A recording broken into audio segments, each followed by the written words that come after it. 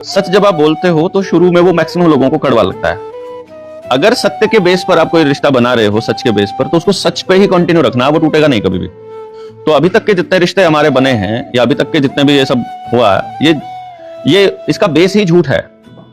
मतलब जैसे आदमी ने बच्चा पैदा किया तो वो ये सोच करके पैदा कर रहा है बच्चे को कि ये आकर के मेरा बुढ़ापे का सहारा बनेगा। ये लाइन ही झूठ है। या हम जो शादी कर रहे हैं, हम शादी क्यों कर रहे हैं, इसका भी जो बेस है वो भी झूठ है। समाज में पूरी तरह से इसके ऊपर शिक्षा नहीं आई है। बच्चे की परवरिश क्यों कर रहे हैं, इसका बेस भी झूठ पे आधारित है। उसको जो स्कूल में भेज रहे हैं, वो स्कूल भेजने वाली जो शिक्षा है उसका बेस भी प्योरली झूठ है। इसीलिए आते हैं शिक्षा ग्रहण करने के लिए स्कूल में बच्चा, और काम क्या कर रहा है, वो गर्लफ्रेंड बॉयफ्रेंड बना रहे हैं, इंटरनेट पर सोशल मीडिया प्लेटफॉर्म पे ढूंढके लगा रहे हैं, बिना मतलब के नौटंकी चल रही है, मास्टर जी के उल्टा ही बोल रहे हैं, पेपर के लिए नकल का जुगाड़ कर रहे हैं, ठीक है, नशा कर रहे हैं, कैंटीन में खाने के लिए जाते हैं। कॉलेज यूनिवर्सिटी और स्कूल में बच्चा सिर्फ ये काम करने जा रहा है। सीखने का उससे कोई लेना देना नहीं है, और जो सीख भी रहा है, जो पढ़ भी रहा है किताब में, उसका जिंदगी से कोई लेना देना नहीं है। डिक्लेयर करना पड़ेगा कि कम्युनिस्ट अपने को मोर्चे में नहीं चाहिए। जब हम बोल रहे हैं कि भैया जो व्यक्ति आरएसएस के साथ है, जो बीजेपी के साथ है, जो कांग्रेस के साथ है, वो देश के साथ हो ही नहीं सकता है। जब हमने बोल दिया कि जो देवेंद्र के साथ है वो देश के साथ नहीं हो सकता है, यार उसको फिर देवेंद्र की माननी पड़ेगी। यार सच्चा आदमी की एक अपनी अकड़ होती है। तो छोटे बच्चे को सामने दिखाई दे रहा है, जो टीवी पे चल रहा है, लड़का लड़के को किस कर रहा है, लड़की लड़की को कर रही है, वो अपने माँ बाप से किस तरह बदतमीजी कर रहे हैं, वो बिल्कुल पढ़ नहीं रहे हैं, किस तरह की भाषा बोल रहे हैं, वो बच्चा देख रहा है तो उसको लगता है कि ऐसे बोलते होंगे, ऐसे ही करना होता है।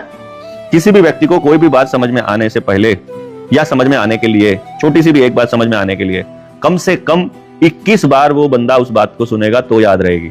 21 जो शब्द है, that is a magical figure in the psychology, मनोविज्ञान में ये मैजिकल फिगर है। 21 बार कोई भी काम करो, आपको सच लगने लग जाएगा, वो लगने लग जाएगा, वो आपकी आदत में शामिल हो जाएगा। हम एक ऐसी व्यवस्था बनाएंगे जहां हमारे में से किसी भी एक व्यक्ति का नुकसान होगा तो सबका नुकसान होगा, और किसी भी एक व्यक्ति का फायदा होगा तो सबका फायदा होगा।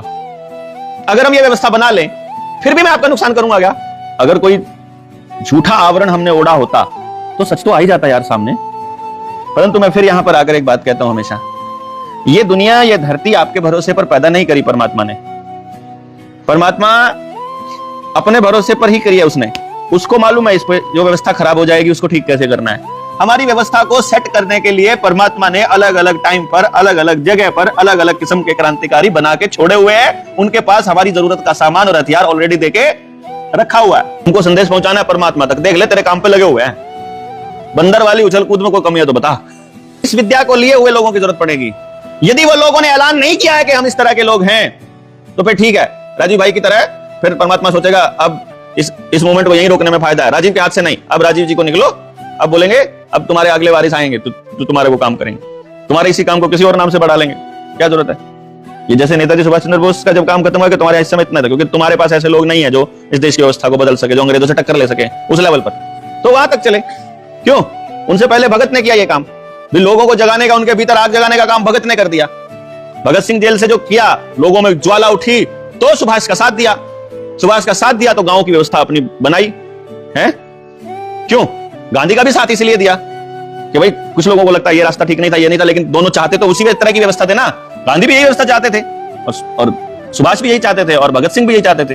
तो लोगों ने सोचा रास्ता तीनों का अलग है, वो सेना के माध्यम से करना चाह रहे हैं, ये क्रांति के माध्यम से करना चाह रहे हैं, ये शांति के माध्यम से करना चाह रहे हैं, तो जिसको जैसा रास्ता पसंद था वैसा कर लिया। उसी तरह से आज भी परमात्मा देखेगा कि भैया ये जो जनता सरकार मोर्चा वाले लगे हुए हैं ये किस तरह के लोग हैं। अच्छा ऐसे लोग हैं ना, ऐसे लोगों से क्रांति नहीं होगी, रहने दो, अभी इनको मरने में फायदा है। क्यों भाई? अगर परमात्मा के काम में मरने में फायदा होगा तो मरा जाएगा, अगर जीने में फायदा होगा तो जिया जाएगा, लट खाने में फायदा होगा लट खाया जाएगा। कोई वो तो उसको मालूम है ना कि क्या करवाना है इससे, अपने हाथ में क्या भाई, इतनी बड़ी व्यवस्था से पंगा लेने का क्या रास्ता है अपने पास। भीड़ ये काम नहीं कर सकते, ये काम बहुत सोच समझ कर और बड़े सिस्टम से करना पड़ेगा, और वैसे लोगों की आवश्यकता पड़ेगी जो इसमें योगदान दे सकें। और वो योगदान मेरे कहने से ना हो, वो योगदान आपके कहने से ना हो, वो योगदान स्व प्रेरणा से हो। तो आज जब आप गांव में जाकर अपनी बात बताओगे तो गांव वाले आपकी बात को मानने में मिनिमम 3 साल और मैक्सिमम 5 साल लगाएंगे। यदि आपकी बात सत्य है तो 5 साल में नजर आएगी। और लोग एक बार समझने के बाद में दोबारा से आते नहीं है। और ये तो वैसे असल में दूसरे लेवल का क्वेश्चन है, इसको मैं अभी लेता हूं। और दूसरा सवाल यह है कि आधार कार्ड की अनिवार्यता मतलब है कि नहीं है, उस पे आप लोगों को वीडियो मेरा फेसबुक पेज है, अभी डाली है 2 दिन पहले ही, उस पर पूरा डिटेल दिया हुआ है। 20-25 मिनट उस पर भी खराब करने की जरूरत नहीं है, उसको आप सुन लेंगे आराम से। फिर एसी भारत सरकार के बारे में पूछा है किसी ने, और ये दस्तावेज का पूर्ण विरोध करता है, इस पे बताया है। और मोर्चे के विषय में क्या बात करनी है। अगला सवाल है कि दुनिया का हर देश अगर कर्जे में है तो इसको कर्जे को चुकाएंगे कैसे, ये चुकता कैसे होगा जब सारे ही कर्जे में हैं। कमाल की बात यह है कि जो कर्जा दे रहा है देश, जो देश कर्जा दे रहा है ना, मतलब वर्ल्ड बैंक को या दुनिया को जो देश कर्जा दे रहा है वो भी कर्जे में है। जैसे भारत ने जिस वक्त नरेंद्र मोदी प्रधानमंत्री बना 2014 में, उसने पहले ही अपने कार्यकाल के पहले साल में ही 6-7 देशों को, किसी को 1 लाख करोड़, किसी को 10,000 करोड़, किसी को 50,000 करोड़ रुपया कर्जा दिया था। कुछ लोगों को, कुछ देशों को सहायता दी थी, और खुद भारत कर्जे में था, यानी खुद कर्जे में होते हुए दूसरों को कर्जा दे रहा था। ऐसे ही जिसने हमको कर्जा दिया है वो भी कर्जे में है। वो किसके कर्जे में है, अगर ये बात पब्लिक को समझ में आने लगेगी तो पब्लिक का कर्जा भी अपने आप उतर जाएगा और देशों का कर्जा भी अपने आप उतर जाएगा। तो पब्लिक वो सवाल ना पूछे, पब्लिक उस लेवल पे जागरूक ना हो जाए, इसीलिए हमको उलझुल दूसरे कामों में उलझा के रखा जाता है। इसीलिए हमारे बीच से ही ऐसे लोगों को तैयार कर दिया जाता है जो हमारी ही कार्यप्रणाली के ऊपर सवाल उठाते रहेंगे, जो हम पे ही सवाल उठाते रहेंगे कि ये आदमी गलत बोल रहा है, ये आदमी गुमराह कर रहा है, ये आदमी लोगों को झूठ बोल रहा है। तो इसलिए क्या है, समझ के बिना आगे मत बढ़िएगा, क्योंकि सच के साथ क्या प्रॉब्लम है या सच की क्या खासियत है कि सच जब आप बोलते हो तो शुरू में वो मैक्सिमम लोगों को कड़वा लगता है, मैक्सिमम लोग जो है वो आपसे खफा हो जाएंगे। असल में जो आपके साथ पहले से जुड़े थे, आदमी पहले वहीं जाने की कोशिश करता है। जब वो सब खफा हो जाएंगे तो फिर आप ऐसे लोगों के बीच जाने की कोशिश करोगे जो वैसी ही बातें करते हुए नजर आएंगे। फिर जब आप ऐसे लोगों के बीच जाओगे तो आपको वो अपने से लगने लगेंगे, तो आपके पुराने रिश्ते अपने आप धूमिल या कमजोर या टूट जाएंगे, जो पुराने रिश्ते थे, और नए रिश्ते बनने चालू होंगे। यहां फिर झूठ घुस जाएगा तो फिर इन रिश्तों का भी अंत वही होगा। इसलिए अगर सत्य के बेस पर आप कोई रिश्ता बना रहे हो, सच के बेस पर, तो उसको सच पे ही कंटिन्यू रखना, वो टूटेगा नहीं कभी भी। समझ गए ना। तो अभी तक के जितने रिश्ते हमारे बने हैं या अभी तक के जितने भी ये सब हुआ, ये इसका बेस ही झूठ है। मतलब जैसे आदमी ने बच्चा पैदा किया तो वो ये सोच करके पैदा कर रहा है बच्चे को कि ये आकर के मेरा बुढ़ापे का सहारा बनेगा। ये लाइन ही झूठ है, ठीक है ना। या हम जो शादी कर रहे हैं, हम शादी क्यों कर रहे हैं, इसका भी जो बेस है वो भी झूठ है।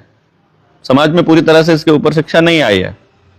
बच्चे की परवरिश क्यों कर रहे हैं, इसका बेस भी झूठ पे आधारित है।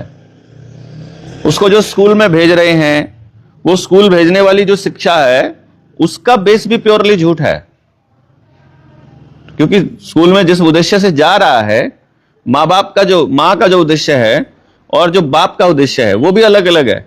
दादा का उद्देश्य अलग है स्कूल भेजने का, और जो स्कूल जिसने खोला है उसका उद्देश्य अलग है, और जो उसमें नौकरी करने आता है, पढ़ाने आ रहा है, उसका अलग है, और जिसने सिलेबस बनाया है उसका अलग है, और जिसने किताब छापी है उसका अलग है।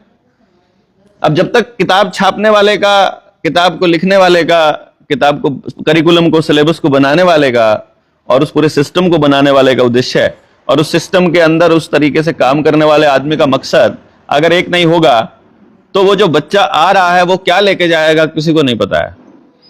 इसीलिए आते हैं शिक्षा ग्रहण करने के लिए स्कूल में बच्चा, और काम क्या कर रहा है, वो गर्लफ्रेंड बॉयफ्रेंड बना रहे हैं, इंटरनेट पर सोशल मीडिया प्लेटफॉर्म पे ढूंढके लगा रहे हैं, बिना मतलब के नौटंकी चल रही है, मास्टर जी के उल्टा ही बोल रहे हैं, पेपर के लिए नकल का जुगाड़ कर रहे हैं, ठीक है, नशा कर रहे हैं, कैंटीन में खाने के लिए जाते हैं। कॉलेज, यूनिवर्सिटी और स्कूल में बच्चा सिर्फ ये काम करने जा रहा है, सीखने का उससे कोई लेना देना नहीं है। और जो सीख भी रहा है, जो पढ़ भी रहा है किताब में, उसका जिंदगी से कोई लेना देना नहीं है कि नहीं। तो अब जब बेस में ही झूठ हो जाएगा तो गड़बड़ हो जाएगी। इसलिए मोर्चे के विषय में जब आप किसी को बताने जाओगे तो उसमें मैक्सिमम आपको जितना आपकी समझ कहती है या जितना आपका दिमाग कहता है उसमें सच को इंक्लूड करके रखिएगा, ठीक है ना, और सच को जानने की कोशिश करिएगा। तो सच ये है कि आपको अपना मत स्पष्ट होना चाहिए और मोर्चे के विषय में कुछ चीजों के बारे में पता होना चाहिए। ये मोर्चा जिस दिन बना था उस वक्त देश में जो हालात थे वो लॉकडाउन के थे, वैक्सीनेशन के नाम पर जबरदस्ती चल रही थी।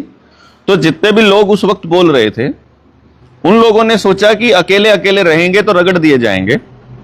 उस डर से इकट्ठा होने का फैसला किया कि सिस्टम में बैठे लोगों को ये रहे कि ये सारे इकट्ठे लोग हैं, तुम इनसे मत टकराना। तो उसमें किसान संगठन भी थे, भाई राजीव दीक्षित के साथ काम करने, मतलब उनके विचारों पर काम करने वाले लोग भी थे, उसमें अलग अलग विषयों पर काम करने वाले लोग, खाप के भी लोग थे। वो मैंने वीडियो अभी थोड़े दिन पहले भी डाली थी कि कौन कौन लोग थे। और अब वो पहले दिन से कहीं नहीं है, गायब है मतलब उस सीन में। जिनको कुछ पब्लिक से कुछ आशा उम्मीद थी, जैसे मुझे लगता था कि लोगों को समझाएंगे तो बात बनेगी, किसी दूसरे साथी को लगता था कि लोगों को समझाने के बाद उनको एक राजनीतिक प्लेटफॉर्म दे देंगे, जैसे कल गौरव भाई आए हुए थे रात को, उनको यह था कि सिर्फ चुनाव लड़के ही भला हो सकता है। अब वो पूरी रात बैठे तो सुबह कह रहे थे नहीं अब चुनाव का छोड़ो साइड में, अब हम क्रांति पे बात करेंगे, अब हम बदलाव पे बात करेंगे। तो अब वो बदल गए, अब वो कह रहे हैं कि नहीं वो रास्ता ही गलत था। मैंने उनको सिर्फ एक ही बात बताई थी कि चुनाव लड़ो, लेकिन उनके वाले तरीके से नहीं लड़ना। उनका तरीका क्या है कि आप लोगों को समझाओगे, आप पॉलिटिकल पार्टी बनाओगे, आप मुखिया बनोगे, आप चुनाव लड़ोगे और आप गद्दी पर बैठोगे। ये उनका तरीका है।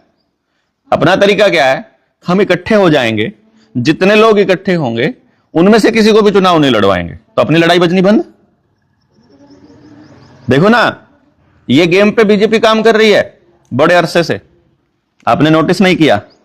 किसी भी प्रदेश में वो मुख्यमंत्री उस व्यक्ति को लेकर आ रही है जिसका कहीं नाम ही नहीं था कंपटीशन में, कि 4 लोग कंपटीशन में थे चुनाव लड़ने की, है ना, और उन चारों में से उनके बारे में खबर आती है ये मुख्यमंत्री पद का उम्मीदवार हो सकता है, इस जाति का बनाना होगा तो ये बनेगा, इस जाति का बनाना होगा तो मीडिया में खबरें चलेंगी। मुख्यमंत्री पद का उम्मीदवार कोई 5वां ही आता है जो उनसे भी मूर्ख होता है। पहले ही वो चारों मूर्ख हैं, या धूर्त हैं, या मूर्ख हैं, या धूर्त हैं, या कमीने हैं। वो अगले वाला उनसे भी कमीना और धूर्त निकलता है जो नेक्स्ट वाला निकलता है कि नहीं? हो रहा है कि नहीं हो रहा? ये पूरे प्रदेश में और सारे देशों में ये हो रहा है, सारे प्रदेशों में। इसका मतलब ये हुआ कि वो गेम क्या खेल रहे हैं कि वो जो नया आदमी होगा उसके ऊपर हमारे बीच में कोई लड़ाई नहीं होगी। हम क्या करेंगे, हम सारे लोग मिलकर एक प्लान बनाएंगे कि ऐसा व्यक्ति चुनना है और वो जैसा हम बनाएंगे वो हम में से नहीं होगा, ये भी रखना है, ठीक? तो मेरे को भी नहीं बनना है, आपको भी नहीं बनना है, तो अब आप और मैं दुश्मन कभी नहीं हो सकते, क्योंकि मुझे अब आपको काट के आगे बढ़ने की जरूरत नहीं है और आपको मेरा नुकसान करके आगे बढ़ने की जरूरत नहीं है, क्योंकि राजनीति में तो काटना होगा ना, राजनीति में तो राज करना है। राज के लालची लोग तो अपने बाप की हत्या तक कर देते हैं। इतिहास में ऐसा विवरण मिलता है ना कि औरंगजेब ने अपने बाप को जेल में डाल दिया, किसी ने अपने बाप को डाल दिया, किसी ने अपने बच्चों को डाल दिया, किसी ने अपने भाइयों को काट दिया। तो जब राज करने के लिए इस लेवल तक, परिवार तक जब बात इस लेवल पे आ जाती है कि गंगू पंडित उन लोगों को भी मतलब धोखा दे देता है जिनके घर में रसोइये के तौर पर रहा है? जिनका सबसे विश्वास पात्र है, वो राज का ही तो खेल है सारा का सारा। तो इससे क्या, इसका मतलब क्या हुआ कि हमको टूटने से अगर बचाना है या बचना है, अपने समाज को या अपने बच्चों को बचाना है, तो समाज को एक ऐसा सिस्टम देना पड़ेगा कि समाज तो इकट्ठा रहे और जो राजनीति करने वाला आदमी है, जो गद्दी पर बैठकर निर्णय लेने वाला आदमी है, वो समाज की कठपुतली रहे, वो समाज का वाकई में समाज जैसे कहे उसको मानना पड़े। और ऐसा ना हो जाए, इसीलिए अंग्रेजों ने अपने काले अंग्रेजों की मदद से अपने गांव में लोगों को तोड़ने के बहाने ढूंढे। अपने गांव में लोग कैसे टूटे हुए आपस में कि जो गरीब आदमी था उसको रहने के लिए थोड़ी बहुत जगह गांव ने कही कि तुम यहां पर रह लो, उसने कहीं ऐसी जगह पर रहना चालू किया। थोड़े टाइम के बाद उसने गाय भैंस बांधनी चालू कर दी, थोड़े जगह उसने थोड़ी और जगह कब्जा कर ली, थोड़ी और जगह कर ली, धीरे धीरे करके उसने पूरा अपना एक शामियाना बना लिया। तो अब गांव वाले उसके खिलाफ बोल रहे हैं कि इसने एक कब्जा कर लिया है पंचायती जमीन पर। अरे पंचायती है, गांव की है, ये लेके जाने वाला ये भी नहीं है, इसके बच्चे भी नहीं है, क्या दिक्कत है यार, उसको करने दो। लेकिन नहीं, गांव में एक ग्रुप खड़ा हो जाएगा जो उस गरीब आदमी को बोलेगा कि इसका कब्जा छुड़वाना है। अब गरीब आदमी बोलेगा कि तुम इतने सालों से इतने बड़े जमींदार हो, तुम्हारे पास इतनी बड़ी जमीन है, तुमसे हमारी थोड़ी सी जमीन नहीं देखी जा रही है। तो अब लड़ाई तबका वर्सेस तबका हो जाएगी। अब अमीर वर्सेस गरीब से वो एक जिस तबके का वो आदमी था बोलने वाला और जिस तबके का वो था, वो लड़ाई हो जाएगी। अब फिर जात पात पे आ जाएगी, है ना। उसमें लड़ाई में फिर दो जातियां भिड़ने लग जाएंगी। अब इसी तरह से किसी दूसरे मुद्दे पर भी लड़ाई क्या पता बच्चों की हो और फेमस जो है वो लड़ाई जातियों के तौर पे हो जाए, या बाय चांस उनमें से एक दूसरे किसी पंथ का हो, दूसरे किसी रिलीजन का हो, किसी दूसरे भगवान को मानता हो, फिर तो पंगा ही बड़ा हो जाएगा। फिर तो खुद ही आरएसएस अपने आप कर लेगी, है ना। मतलब यह हुआ कि समाज को इकट्ठा ना रहने देने का फायदा राजनीति करने वालों को है। और अगर समाज इकट्ठा हो जाएगा तो इकट्ठा बैठकर हम लोग तय कर सकते हैं कि भाई नहीं चाहिए मुझे भी राज। इस तरह से राज करने वाले में मैं यहां आप जितनी जातियों के लोग बैठे हैं, जितने बिरादरियों के लोग बैठे हैं, मैं गारंटी से कहता हूं आपकी बिरादरी का आदमी कभी ना कभी सत्ता में रहा है कि नहीं रहा, बताओ। एमएलए, एमपी, सरपंच गांव का कुछ ना कुछ रहा है ना आपकी जाति का, आपकी बिरादरी का। उसने किया आपकी बिरादरी का, भाई किसी ने भी किया हो, मैं तो ये कह रहा हूं ना। इसका मतलब आपकी बिरादरी का आदमी, आपकी जात का आदमी, आपके धर्म का आदमी यदि सत्ता में बैठा होगा। भाई एक छोटा सा सवाल है, कुछ लोग कहते हैं कि जो बकेंद्र गोभी है वही इंदु बेन को बचा सकता है। बकेंद्र गोभी समझते हो, आदमखोर, तड़ीपार का दोस्त, है ना। और इंदु बेन समझते हो, और हिंदू मुसलमान बोलते रहते हैं ना, हिंदू मुसलमान सिमिलर बोलने में, ठीक है। तो वो कहते हैं, गधे जो राष्ट्रीय समलैंगिक संघ से हैं, वो कहते हैं कि केवल बकेंद्र गोभी ही इंदु बेन को बचा सकता है। तो हम ये बोल रहे हैं, तो जो बाकी के गधे बिठा रखे हैं सत्ता में उसके साथ में, बकेंद्र गोभी के साथ में, क्या वो इंदु बेन नहीं है? वो भी तो हिंदू ही है। तो वो हिंदू को क्यों नहीं बचा रहा है? तो वो देश को बेचने पे क्यों लगे पड़े हैं? तो ये जो एक चेहरा है राजनीति में, इसको करिश्माई पॉलिटिक्स का गेम बोलते हैं। करिश्माई पॉलिटिक्स में क्या होता है कि लोगों को ये यकीन दिला दिया जाता है कि ये एक जो है अवतार है और यही तुमको बचा सकता है। जैसे अभी जनता सरकार मोर्चा में बहुत से लोगों को ये वहम हो जाता है, या फिर वो प्रचारित करने लग जाते हैं कि ये जो देवेंद्र बल्लारा है ये बचाएगा। और मैं फटाक से बोल देता हूं, अपन नहीं बचाएंगे, अपन बिल्कुल ठेका नहीं लेंगे। ऐसे लोगों का तो बिल्कुल नहीं लेंगे जिनको अवतार चाहिए बचाने के लिए। जो खुद की लड़ाई खुद लड़ने के लिए तैयार नहीं होंगे, हम उनके साथ नहीं हैं। हम तुम्हारे ठेकेदार नहीं है कि हम आगे मरो कि तुम आगे मरो, हम तुम्हारे साथ नहीं है, ऐसा थोड़ी चलेगा। कोई अगर ये चिल्ला रहा है कि तुम आगे बढ़ो और हम तुम्हारे साथ है, तो इसका मतलब यह है कि तुमको भी साथ में वो काम करना पड़ेगा कि जैसे मैं बोल रहा हूं वैसे तुमको बोलना पड़ेगा, जैसे मैं लड़ रहा हूं वैसे तुमको लड़ना पड़ेगा, जैसे मैं कह रहा हूं कि ऐसा होना चाहिए ऐसा करना पड़ेगा। जो ट्राई हम करें वो करना पड़ेगा। मैं अगर पूरे देश में कर रहा हूं तो आपको अपनी लिमिट टेस्ट करनी पड़ेगी कि आप 10 घरों तक जा सकते हो, या आप 10 गांवों तक जा सकते हो, या आप 10 जिलों में जा सकते हो। अपनी टेस्टिंग करो कि अपने परिवार की व्यवस्था को देखते हुए आप कहते हो कि भैया मैं तो नौकरी करता हूं, मैं तो ये काम करता हूं और मैं तुम्हारी तरह नहीं कर सकता, तुम मेरी तरह कर सकते हो। मेरे पास परमात्मा ने व्यवस्था मेरे परिवार की और मेरी समझ की ऐसी दे दी, मेरे को वो माहौल दे दिया कि मैं पूरे देश में घूम सकता हूं। तुमको नहीं दिया, तुम पूरे देश में नहीं घूम सकते हो। मेरे को 24 घंटा या 7 दिन दे दिया कि मैं 7 दिन बाहर रह सकता हूं। तुम कितनी देर रह सकते हो? वो बोलेगा मैं हफ्ते में 1 दिन रह सकता हूं। तो तुम हफ्ते में 1 दिन रह करके वहां कर लो जहां तुम हफ्ते में 1 दिन जा सकते हो। तुम रोज क्यों नहीं रह सकते हो? 24 के 24 घंटे तुम एक ही काम करते हो। बोला ना, तो 24 के घंटों में से कितना समय दे सकते हो? बोले 2 घंटे दे सकते हो। तो 2 घंटे अपने पड़ोस में चले जाओ ना। पड़ोस में नहीं जा सकते, पिछली गली में चले जाओ, गांव की दूसरी गली में चले जाओ। वहां भी नहीं कोई सुन रहा है, सबने पागल डिक्लेयर कर दिया, दूसरे गांव में चले जाओ, दूसरे गांव के दोस्त के पास फोन करके। क्या दिक्कत है बताओ? पर ये करना पड़ेगा। जो काम हम कर रहे हैं वो काम हमको अपने अपने लेवल पे करना पड़ेगा, और पब्लिक को, समाज को, दुनिया को यह बताना पड़ेगा, सोशल मीडिया के माध्यम से बताना पड़ेगा कि हम ये कर रहे हैं, डिक्लेयर करना पड़ेगा। अगर मैं यहां खड़ा होकर के ये ना कहूं कि ये जो कम्युनिस्टों ने सत्यानाश मार दिया है, ये यूनियन इकट्ठी करके, और तो कम्युनिस्ट घुस जाएंगे बीच में। अब पहले से बोल दिया ना कि कम्युनिस्ट लोग नहीं चाहिए, डिक्लेयर करना पड़ेगा कि कम्युनिस्ट अपने को मोर्चे में नहीं चाहिए। जब हम बोल रहे हैं कि भैया जो व्यक्ति आरएसएस के साथ है, जो बीजेपी के साथ है, जो कांग्रेस के साथ है, वो देश के साथ हो ही नहीं सकता है। समझ गए? जब हमने बोल दिया कि जो देवेंद्र के साथ है वो देश के साथ नहीं हो सकता है, यार उसको फिर देवेंद्र की माननी पड़ेगी यार। अगर कोई देवेंद्र के साथ हो जाएगा तो वो देवेंद्र से चिपक जाएगा, वहीं पंगा हो जाएगा, फिर गांव छोड़ना पड़ेगा उसे देवेंद्र के साथ चिपक के, या किसी के साथ भी चिपक के उसको छोड़ना पड़ेगा। नहीं समझे बात को? आपको अपने गांव के साथ होना है और ऐसे व्यक्ति ढूंढना है जो आपके गांव को उस दिशा में लेकर के जाए कि जहां कोई भी किसी का शोषण ना कर पाए। हमको उस व्यवस्था पे काम करने के लिए बात करने को बोल रहा हो या बोलता हो या उस पर काम करता हो, तो हमको वो लोग चाहिए ना बेसिकली। तो नहीं समझ रहे मेरी बात को? इसका मतलब क्या हुआ कि हम सबको गाली ऑन रिकॉर्ड पब्लिकली इसलिए दे रहे हैं ताकि उन लोगों को यह पता चल जाए कि वहां गए तो पता चल जाएगा कि हम उस पार्टी के हैं। अगर तुम उस पार्टी के हो तो यहां जनता सरकार मोर्चा में तुम्हारा कोई जगह है ही नहीं। यकीन ही नहीं करते हम लोग उन ऐसे लोगों पर।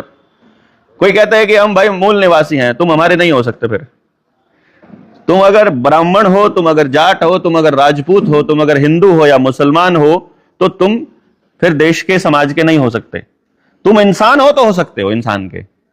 तो इंसान के तौर यानी अगर आपने कुछ भी तय किया हुआ है कि तुम कौन हो, तो फिर वो इंसान के साथ नहीं आ सकता, क्योंकि इंसानियत जो है इस वाले ग्रुपिज्म से थोड़ी अलग चीज है कि नहीं। अगर तुम जनता सरकार मोर्चा के भी कट्टर समर्थक हो, अगर तुम देवेंद्र बल्हारा के भी कट्टर समर्थक हो, तो भी तुम इंसान के नहीं हो सकते, क्योंकि फिर आपको कहीं ना कहीं अपनी उस कट्टरता को बरकरार रखने के लिए इंसानियत को कॉम्प्रोमाइज करना पड़ेगा। क्यों होते हो कट्टर? यार बात को समझो, बात को जुड़ो। जो बात बढ़िया लगे उसको फॉलो कर लो, उसको अपने जीवन में उतार लो, जो नहीं लगे उसको छोड़ दो। क्या फर्क पड़ रहा है? कोई मुझे ही क्या मिल जाएगा इतने सारे लोगों को अपने पीछे अपने साथ लगा करके और अब ये दिखा करके, उसको उससे क्या हो जाएगा? हैं?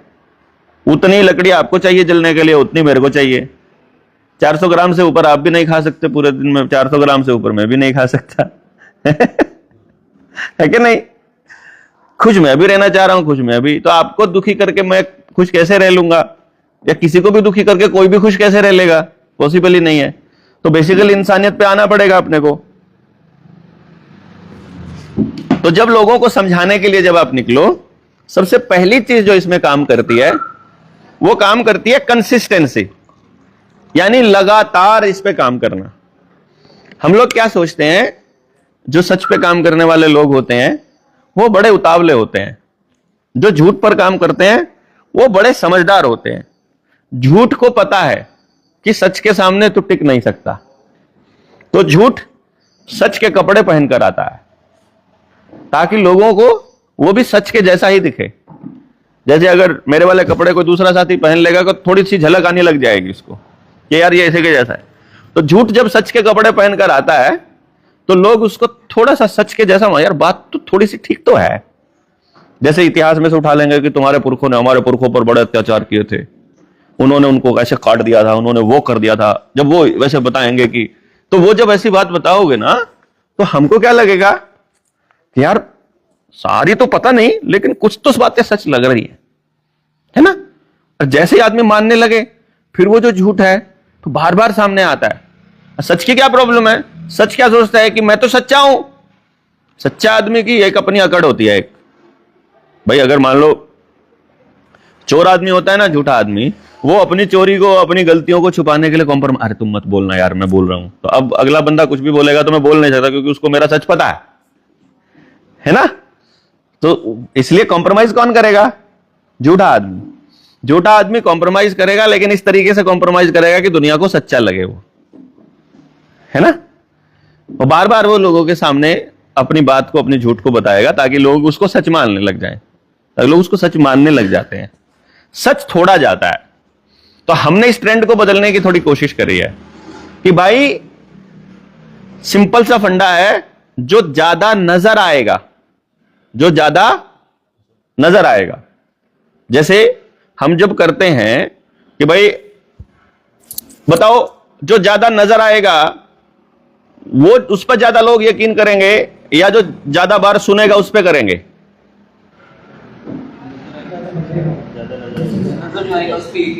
ये प्रॉब्लम है। इसीलिए हमारे बच्चों को ऑडियो विजुअल एड दिया है, इसलिए हमारे बच्चों को टीवी दिया है, इसलिए मोबाइल दिया है, इसलिए लैपटॉप दिया है कि जो दिख रहा है आदमी उसी को सच मानने लग जाता है। इसलिए फिल्में दी हैं, कार्टून दिया है, क्योंकि वो देख रहे हैं। अगर नहीं यकीन आता है तो एक्सपेरिमेंट कर लेते हैं, करके दिखाएं।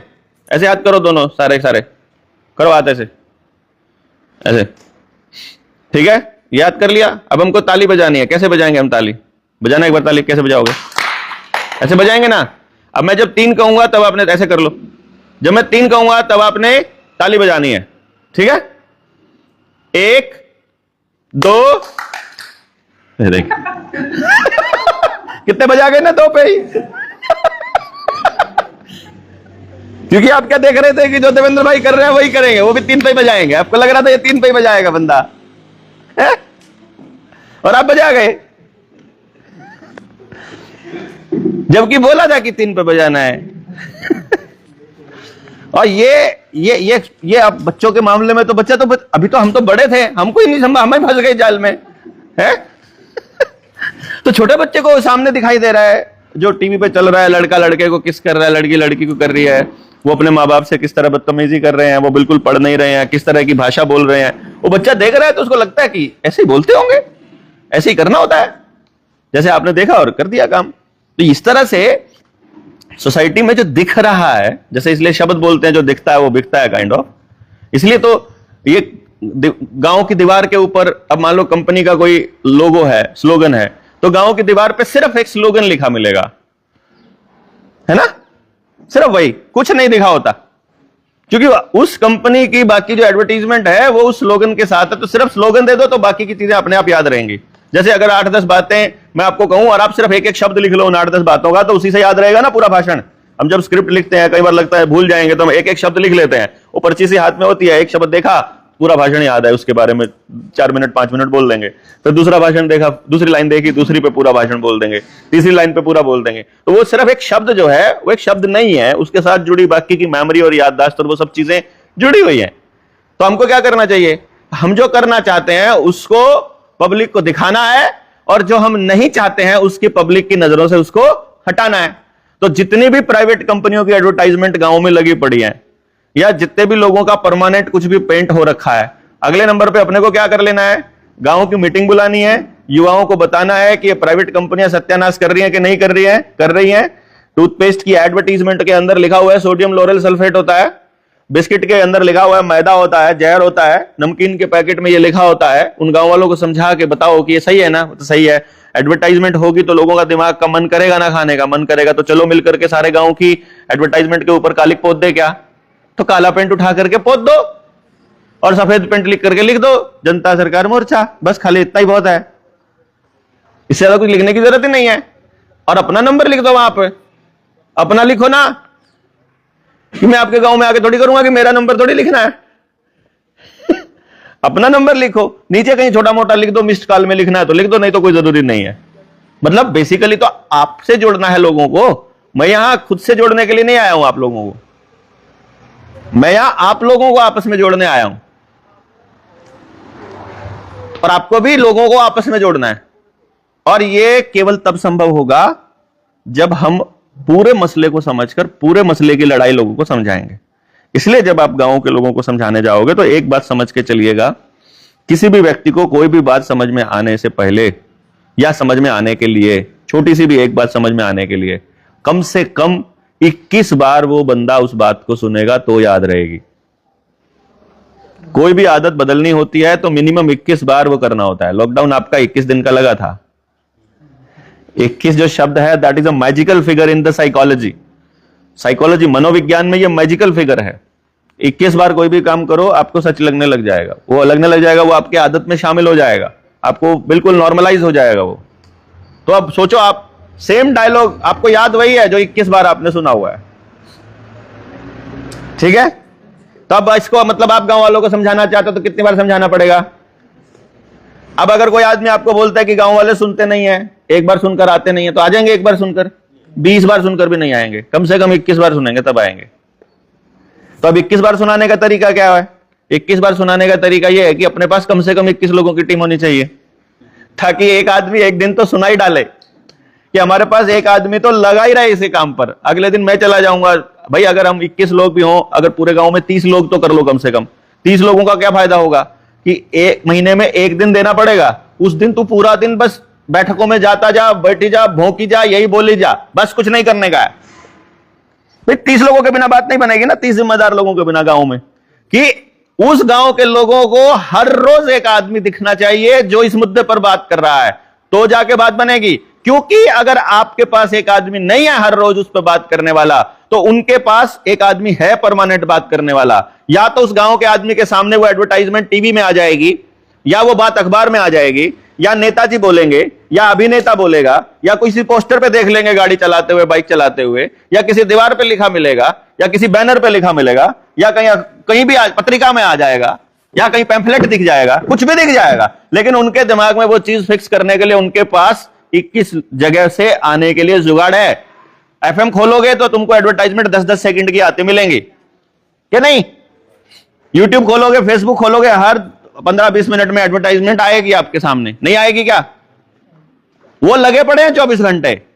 आप कितना लगे हो? और आप सोचते हो कि लोग सुनते नहीं है। करा कितना है कि सुने लोग, और बताया भी नहीं है उनको कि भैया ये प्लानिंग से कर रहे हैं वो लोग, आपको भी और हमको भी प्लानिंग से करना पड़ेगा। अगर वो प्लानिंग से कर रहे हैं लोगों के ब्रेन पे अटैक, तो हमको भी प्लानिंग से करना पड़ेगा। उसमें जो कर रहे हैं वो छुप के बैठे हैं। हमको लग रहा है कंपनी तो जो है वो हल्दीराम वाला बेच रहा है बिस्किट नमकीन। अरे नहीं, वो तो बेचारा मोरा है। आपको लग रहा है गैस पे कंट्रोल अडानी कर रहा है, एनर्जी पे कंट्रोल, जमीन पे कंट्रोल ये लोग कर रहे हैं, अंबानी अडानी खरीद रहे हैं। ये नहीं है, ये तो फ्रंट में दिखने वाले मोरे हैं खाली। तो आपको भी लड़ाई लड़नी है, आपको भी असल में ऐसा करना पड़ेगा कि सामने गधों को रखो और असली योद्धाओं को बचा के रखो। यहां असली योद्धाओं को सामने आना पड़ रहा है, असली लड़ने वालों को, ठीक है? और गधे कह रहे हैं कि ये योद्धा नहीं है, चोर है। देखो क्या बात हो रही है? उल्टा चल रहा है यहां पर। और यहां पर साफ दिख रहा है, हर जगह पर मीटिंग होती है, सब मालूम है कि स्टेज पर कौन बोल रहा है। हर जगह पर मीटिंग होती है, सबको पता है कि कौन इस ऑपरेशन को संभाल रहा है, कहां से क्या आ रहा है, सब मालूम है उनको। वो जब चाहे जब मर्जी रगड़ ले, आंदोलन को 1 मिनट में खत्म कर देंगे। उनको क्या करना है? जो आंदोलन को लीड कर रहे हैं उनको पैसा खिला दो, उनको सत्ता में बिठा दो, या उनको डरा दो, या उनके ऊपर मुकदमे करके उलझा दो, या उनको मार दो, आंदोलन खत्म। लेकिन उनका काम कैसे चल रहा है? एक मैनेजर हट रहा है, दूसरा आ रहा है, एक इंस्पेक्टर जा रहा है, दूसरा आ रहा है, सस्पेंड हो गया, बोला इंस्पेक्टर रिश्वत लेते हुए सस्पेंड हो गया, बहुत बड़ी कार्रवाई हो गई। अच्छा, जो दूसरा आया वो लेता हुआ आया पहले से, आके उसने रिश्वत बंद कर दी क्या?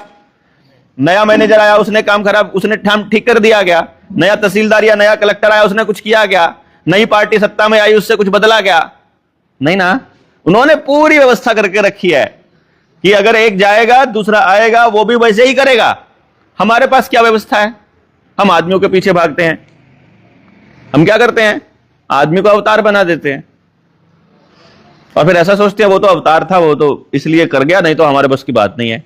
वो अवतार बनाने वालों का षड्यंत्र होता है। जो इसको अवतार बनाते हैं ना, वो षड्यंत्र होता है कि उसको अवतार बना दिया तो लोग उस अवतार को सामने रख के अब लड़ाई लड़ेंगे। अब कितने सारे लोग बेचारे हमसे इस बात से नाराज हैं कि तुमने फलाने ढिमकाने की फोटो क्यों लगाई है और तुमने फलाने की फोटो क्यों नहीं लगाई है। फोटो लगाई पे भी नाराज हैं कुछ लोग, उसकी क्यों लगा दी, और नहीं लगाने पे भी उसकी क्यों नहीं लगाई है। अब हमारा पंगा यार, हम फोटो पे इंपॉर्टेंट नहीं है, उनका किसी का अवतार कोई है, किसी का अवतार कोई है। हम कह रहे हैं तुम्हारा जिसका जी करे उसकी लगा लो भैया, हमारे को कोई फर्क नहीं पड़ता है। असली तो फोटो बिरसा मुंडा की लगनी चाहिए बस एक, क्या नहीं? फोटो तो लगनी है तो बिरसा मुंडा की लगे, सुभाष चंद्र बोस की लगे, भगत सिंह की लगे, उनकी लगे तो लगे।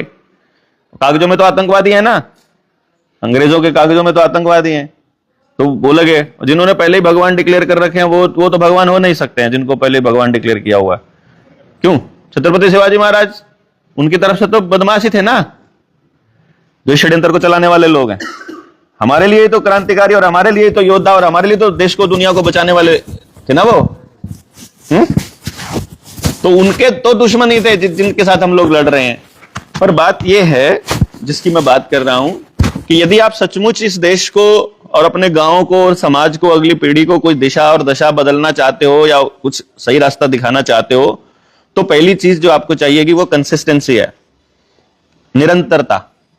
अगर हम निरंतर नहीं लगे हैं, आज 4 साल बाद ऐसा मौका लगा है जब मतलब अभी पिछली लगभग 7-8 ट्रेनिंग ऐसी हो गई हैं जहां लोन के मसले पर हमसे जुड़ने वाले लोग कम हैं और असली क्रांति करने वाले लोग ज्यादा हैं। वरना पहले लोन वाले ज्यादा हुआ करते थे और असली क्रांति वाले कम हुआ करते थे। अब लोगों को लोन वाले मसले पर सोल्यूशन करना आ गया, अब वो खुद से लड़ लेते हैं। जो नंबर मैं दे रहा हूं,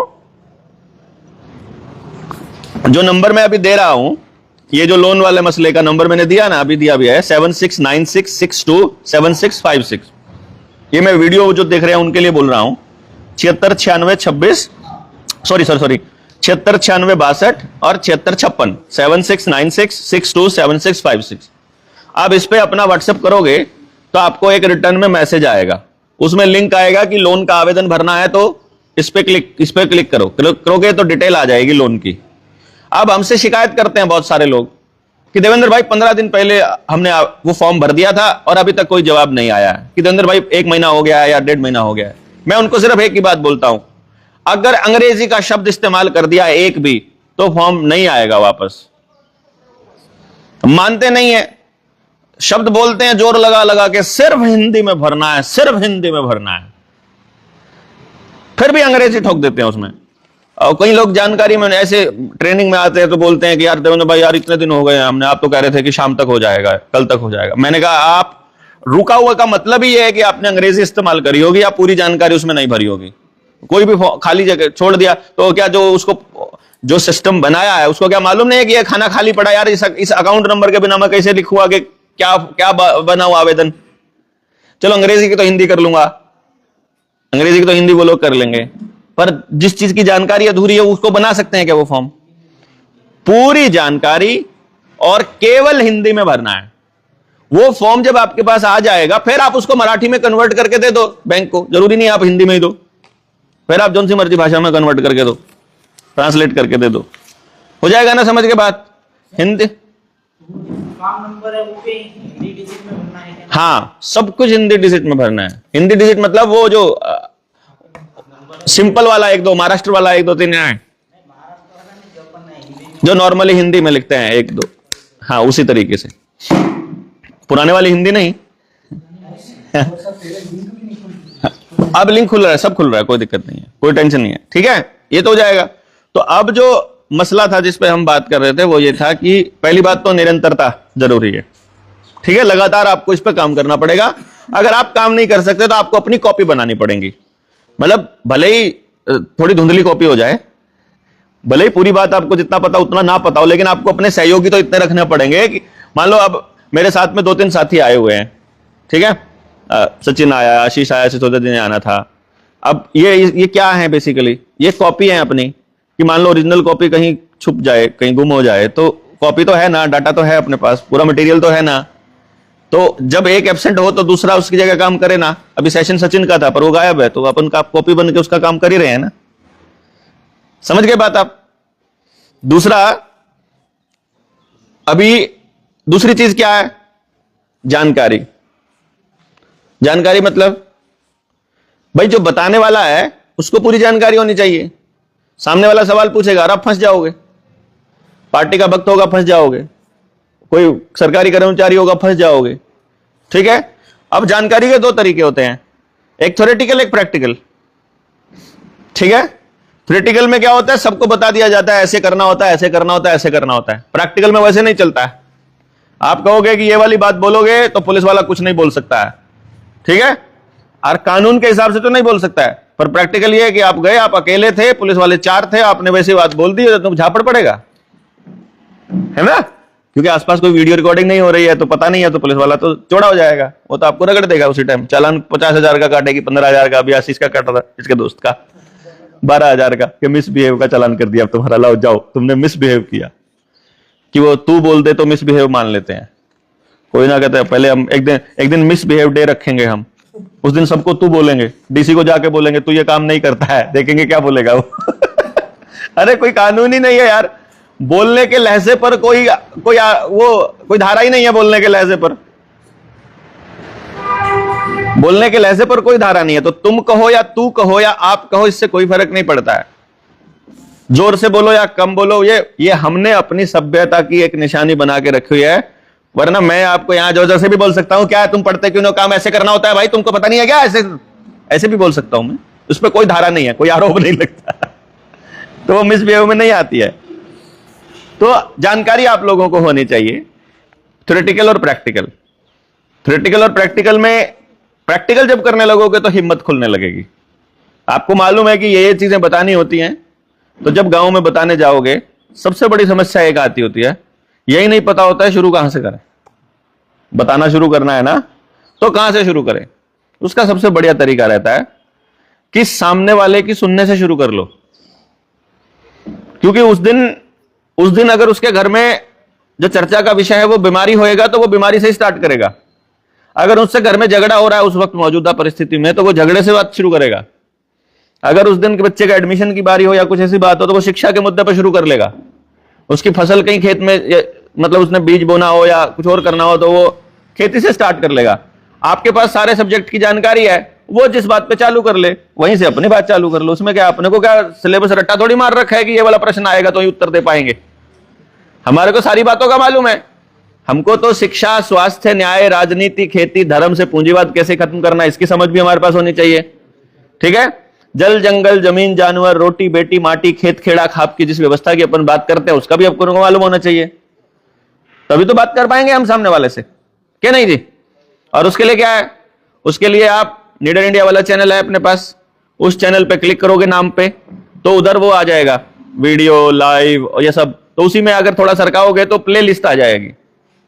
प्ले लिस्ट पे जब आप जाओगे वहां उस प्ले लिस्ट में बहुत ही स्पष्ट दिया हुआ है। सबसे नीचे एक प्ले लिस्ट है जिसका टाइटल है टीचर और पेरेंट्स के लिए ट्रेनिंग। ये तो एजुकेशन की ट्रेनिंग है।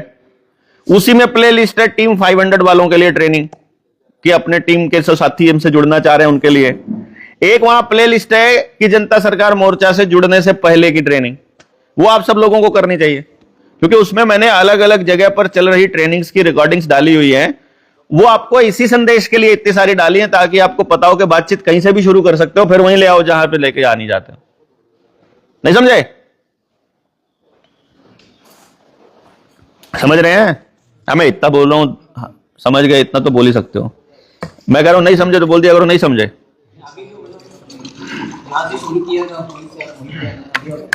है ना, कहीं से भी शुरू करो, मतलब कहीं से भी शुरू करो। तो जानकारी होगी, तरीका पता होगा, फिर हमें निकलना है।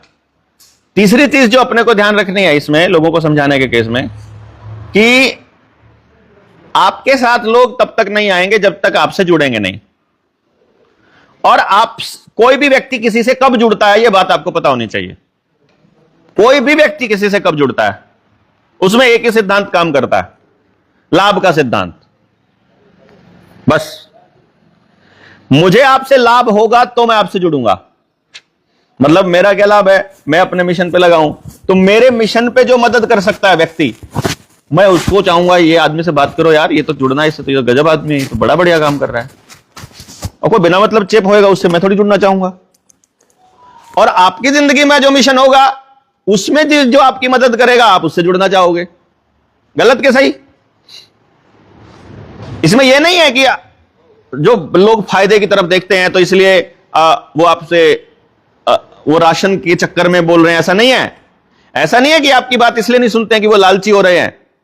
ऐसा भी नहीं है कि वो पॉलिटिकल पार्टियों के भक्त हुए पड़े हैं। ये स्टेटमेंट बोलकर आपको बोलेंगे लोग कि वो तो पार्टी का गुलाम है, वो नहीं सुनेगा। अरे नहीं, उस आदमी को पॉलिटिकल पार्टी का गुलाम होने में जो लाभ दिखाई दे रहा है, यदि आप जनता सरकार मोर्चा से जुड़ने के बाद उसको उससे ज्यादा लाभ होगा ऐसा दिखा पाए तो वो आपसे जुड़ जाएगा। क्यों भाई?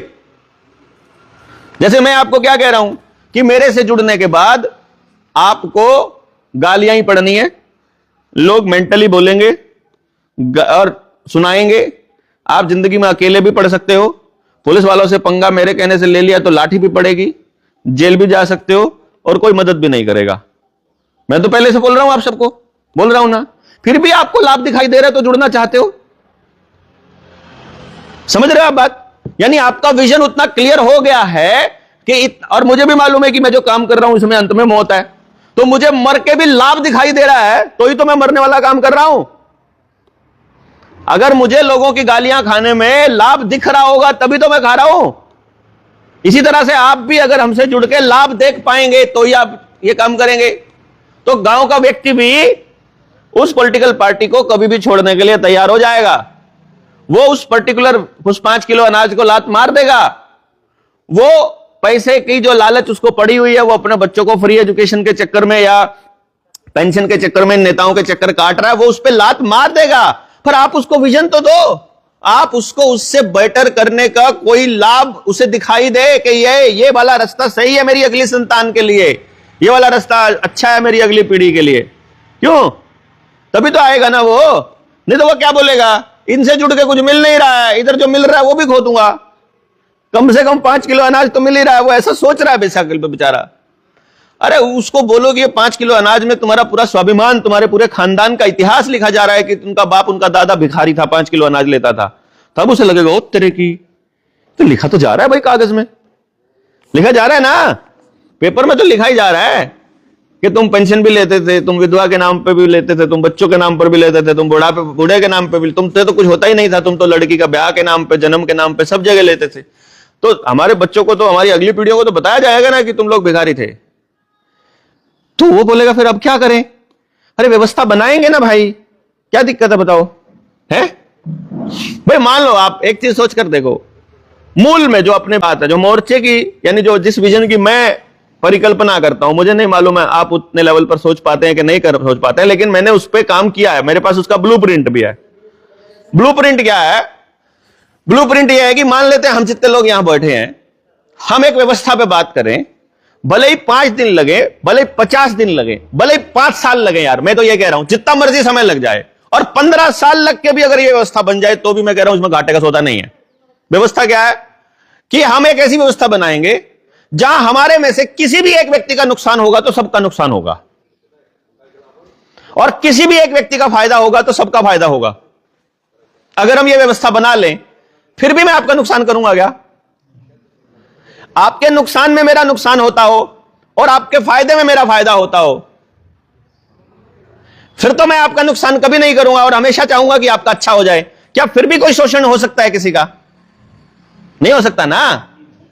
तो जो आज तक आपको गालियां जो सुनाते जा रहे हैं कि इन्होंने हमारा शोषण किया, फलानों ने किया, ढिमकानों किया, इतने साल तक तुम लोग हमको जाति के नाम पर धमकाते रहे, तुम हमारे ऊपर शोषण करते रहे, मान लिए तुम्हारी सारी बातें, मान ली, बात खत्म। अब हमको आगे की व्यवस्था बनानी है, तुम साथ आते हो कि नहीं आते हो बोलो।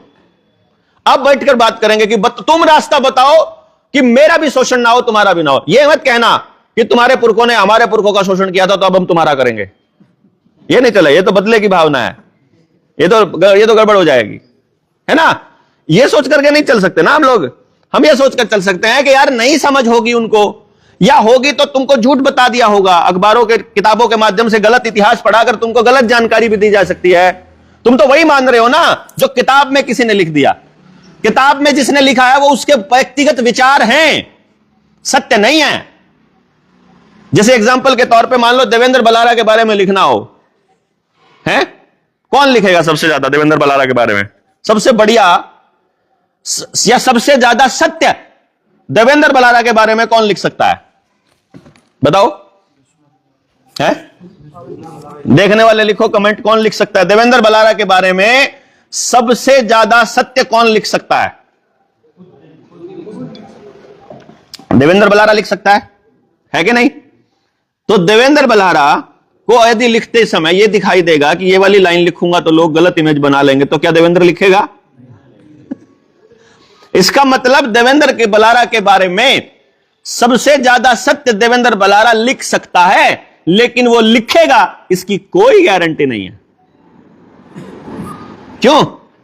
अर्थात आपके बारे में भी जो देवेंद्र बलारा लिखेगा, पहली बात तो वो उतना ही लिख सकता है जितनी देवेंद्र की समझ है या जो दृष्टि है। क्यों? दूसरी बात, वो लिखेगा भी कि नहीं लिखेगा सच्चाई में जो अंदर से मानता है, या वो लिखना चाहेगा जो दुनिया को दिखाना चाहता है, ये तो अगले लिखने वाले की मर्जी है भाई, कि नहीं। आज 2026 में, आज तारीख है 19 फरवरी। 19 फरवरी को मेरे बारे में किसी एक व्यक्ति के विचार बहुत अच्छे हैं और वो मुझे बड़ा अच्छा मानता है। आज उससे किताब लिखवा दो तो लिखेगा कि देवेंद्र बलारा की बड़ाई, जो आज तक अच्छा मान रहा है। 10 दिन के बाद मेरी उससे बच जाए लड़ाई, और अब उससे कोई पूछे या अब लिखवाओ उससे देवेंद्र बलारा के बारे में, अब लिखेगा कि वो कमीना है। ये नहीं, यानी वही सेम व्यक्ति 10 दिन पहले अच्छी बात लिख रहा है, वही सेम व्यक्ति 10 दिन बाद लिख रहा है।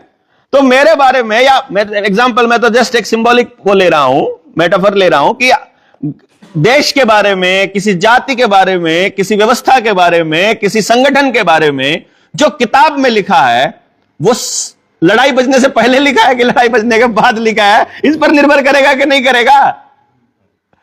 और जो लिख रहा है वो पूरा सत्य है, ये कौन बताएगा। और जो लिखना चाहता था वही लिख पाया, ये कौन बताएगा।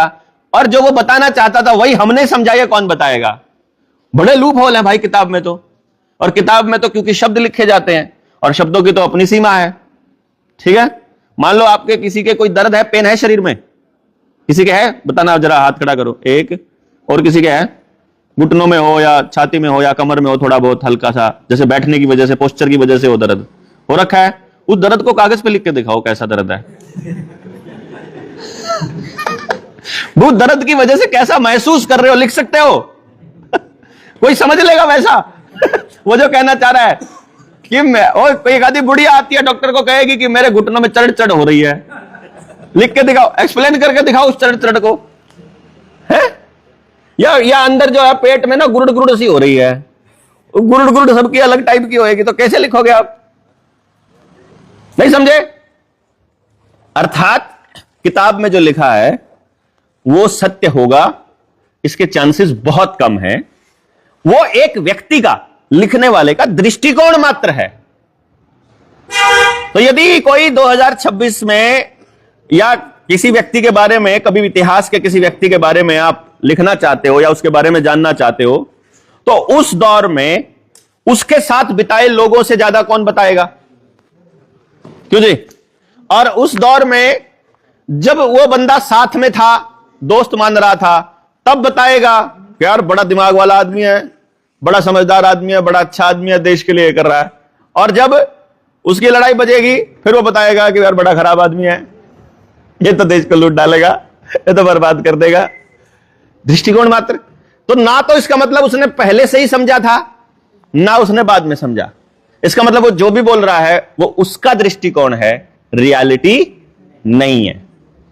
और मेरे बारे में क्योंकि मैं ही सबसे ज्यादा अच्छा लिख सकता हूं या सबसे ज्यादा सत्य लिख सकता हूं, तो मेरे साथ रहने वाला व्यक्ति जो मेरे साथ 7 घंटे रहा है और जो 10 घंटे रहा है, जो 10 घंटे रहा है, क्या पता मैं 10 में से 8 घंटे सोता हूं, सो के का जरा हूं तो 3 घंटे रहा वो। और जो मेरे साथ 7 घंटे रहा है, क्या पता मैं 7 घंटे उससे बात कर रहा हूं, और क्या पता मैं 7 घंटे उससे वो बात कर रहा हूं जो मैं उसके दिमाग में प्लांट करना चाहता हूं। मुझे क्या पता किसी का, भाई किसी का भी क्या पता। मैं तो अपने को तो मैं लेके चल रहा हूं उदाहरण के तौर पे, लेकिन किसी भी व्यक्ति का, उसके बारे में कोई दूसरा व्यक्ति सही सत्य नहीं लिख सकता। तो किताब में जो लिखा है वो आपको आपके इतिहास की जानकारी नहीं देता है। उस पर्टिकुलर व्यक्ति ने उस मौके पर जो देखा वो वही देखेगा। जैसे आपको अगर 10 दोस्त मिले और 10 के दोस्त धोखा दे दें, तो 11वां दोस्त भी धोखा देगा, पहले ही मान के चलोगे, है ना। और अगर 10 दोस्तों ने धोखा नहीं दिया तो आप 11वां भी ईमानदार निकलेगा, ऐसा मान के चलोगे। लेकिन ना तो पहले वाली कंडीशन सही है ना बाद वाली। वो आपका मौका था, आपको एक्सपीरियंस, ऐसे लोग हुए, उसमें हमारी क्या गलती, किसी और की क्या गलती। समाज में तो सब तरह के लोग सब जगह मिलेंगे। इसीलिए कोई गांव में यदि इस तरह की बात लेके बैठा हुआ है और उसमें इस बात को लेकर के समाज के किसी तबके के विषय में जहर है, तो हमको सबसे पहले उस जहर पे काम करना पड़ेगा कि नहीं, उसका नुकसान करके भी अपना ही नुकसान है। तो हमको उस व्यवस्था पे काम करना है। गोली मारो पुराने इतिहास के ऊपर, या तो तुम ये बता दो उस इतिहास के बदले में तुम्हारे अंदर से ये सब निकलने में कितना समय लगेगा, या फिर क्या लगेगा ऐसा जिससे कि वो हो जाए, है। और अगर आपके पास इसका कोई जवाब नहीं है तो लेट अस से आपके परिवारों के साथ किस किस ने गलत, किसी पुलिस वाले ने, किसी के साथ पुलिस वाले ने किया होगा, किसी के साथ धोखा उसके दोस्त ने किया होगा, किसी के साथ पड़ोसी ने किया होगा, किसी के साथ पुलिस मतलब किसी ने बैंक वाले ने किया होगा। ऐसा करके हमारी जिंदगी में किसी ना किसी ने हमारे साथ नुकसान किया है। तो क्या उसको लेके बैठे रहे कि जब तक बदला नहीं लेंगे तब तक नया काम नहीं करेंगे, कि जब तक वो पूरा हिसाब किताब उतर नहीं जाएगा तब तक नहीं चलेंगे? ये नहीं कर सकते ना, वही इतिहास में बैठे रहेंगे, वरना पीछे बैठे रहेंगे। तो आगे चलते हैं और आगे ऐसी व्यवस्था बनाने की बात करते हैं जहां कोई किसी का शोषण ना कर पाए। आओ बैठते हैं, बात करते हैं। अब ये बातें पहले लेवल की ट्रेनिंग में नहीं हो सकती, दूसरे लेवल की ट्रेनिंग में नहीं हो सकती, तीसरे लेवल की ट्रेनिंग में नहीं हो सकती, चौथे लेवल की ट्रेनिंग में नहीं हो सकती। ये कैसे हो सकती है भाई? भाई दुश्मन ने आप में से किस आदमी को अपना जासूस बना के भेजा, मेरे को कैसे पता चलेगा? नहीं पता चलेगा ना। अब जासूस को तो वहां रिपोर्टिंग करनी है। अब जासूस आएगा, देखेगा, अरे क्या है, कितने लोग थे? कि 200-400 लोग थे मालिक, चलो इनसे तो कुछ नहीं होने वाला। और कैसे कैसे लोग थे? ऐसे ऐसे लोग थे। क्या बातें हुई? कि वहां तो 3 दिन भाषण थे कि चले गए, बस 3 दिन की ट्रेनिंग थी। भाषण में क्या, कुछ नहीं, कोई खेती पे बोल रहा था, कोई किसी चीज पे बोल रहा था, कोई किसी चीज पे बोल रहा था। अच्छा, सरकार के खिलाफ क्या योजना बना रहे हैं? उनकी कोई योजना तो कुछ बताई नहीं उन्होंने।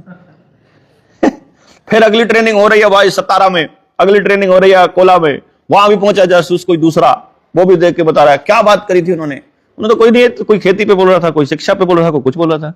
प्लानिंग क्या करी उन्होंने? प्लानिंग तो कुछ करी नहीं मालिक।